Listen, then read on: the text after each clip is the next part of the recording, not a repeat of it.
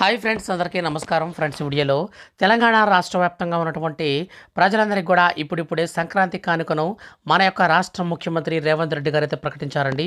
భారీగా ఈసారి సంక్రాంతికి సరుకులు అయితే ఉండబోతున్నాయి.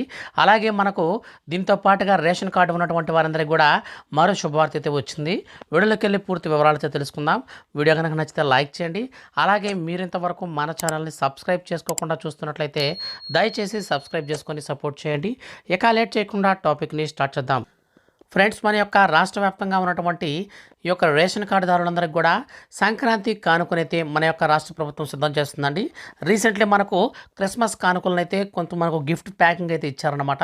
అయితే ఈ నేపథ్యంలో మన యొక్క రాష్ట్ర వ్యాప్తంగా ఉన్నటువంటి వారందరికీ కూడా గత ప్రభుత్వం ఏ విధంగా అయితే సంక్రాంతి కానుకలుగా కొన్ని సరుకులను ఇచ్చేదో దానికి మించి రెట్టింపు అయితే ఇవ్వాలన్నట్లుగా మన యొక్క రేవంత్ రెడ్డి గారి ప్రభుత్వం అయితే ఇప్పుడిప్పుడే అధికారులను అయితే ఆదేశాలు కూడా జారీ చేసినట్లు సమాచారం.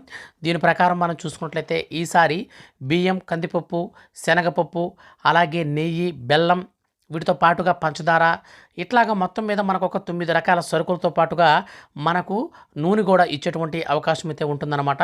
సో ఇదన్నీ కూడా మనకు ఖచ్చితంగా రేషన్ కార్డు ఉన్నవారికైతే ఇస్తారండి. సో రేషన్ కార్డు లేకపోతే ఈ సరుకులు అయితే మీకు పంపిణీ అయితే చేయరు. అలాగే రేషన్ కార్డులకు సంబంధించి వచ్చినటువంటి శుభవార్తను చూసుకున్నట్లయితే మనకు ఇప్పుడు కొత్తగా రేషన్ కార్డు అప్లై చేసుకోవాలనుకునే వారందరికీ కూడా కొత్త రేషన్ కార్డుల మంజూరుకి అయితే మన యొక్క రాష్ట్ర ప్రభుత్వం ఆమోదం అయితే తెలిపింది. సో కొత్తగా రేషన్ కార్డులు ఎవరైతే తీసుకోవాలనుకుంటున్నారో వాళ్ళందరూ కూడా కొన్ని అప్లికేషన్స్ ఉన్నాయండి. అప్లికేషన్స్ ప్రకారం మనం ఫిల్ చేసి ఇచ్చినట్లయితే ఆటోమేటిక్గా మనకైతే ఇస్తారన్నమాట. రేషన్ కార్డుకు సంబంధించి కొత్తగా అయితే మనకు రేషన్ కార్డులు మంజూరు అయితే చేయబోతున్నారు. ఈ నేపథ్యంలో కొన్ని రూల్స్ కూడా అయితే ప్రవేశపెట్టారండి. ఆ రూల్స్ ప్రకారం చూసుకున్నట్లయితే ఇన్కమ్ ట్యాక్స్ కట్టేవారు, అలాగే ప్రభుత్వ ఉద్యోగులు, వీళ్ళందరికీ కూడా ఈ యొక్క రేషన్ కార్డులు అయితే ఇవ్వరన్నమాట.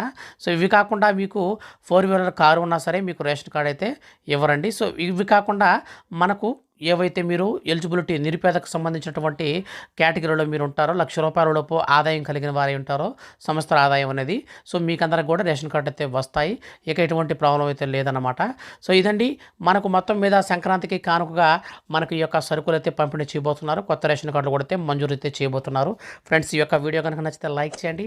ఇలాంటి ఇన్ఫర్మేషన్ అనేది ఎప్పటికప్పుడు పొందాలంటే మన ఛానల్ని సబ్స్క్రైబ్ చేసుకోండి. Thank you for watching.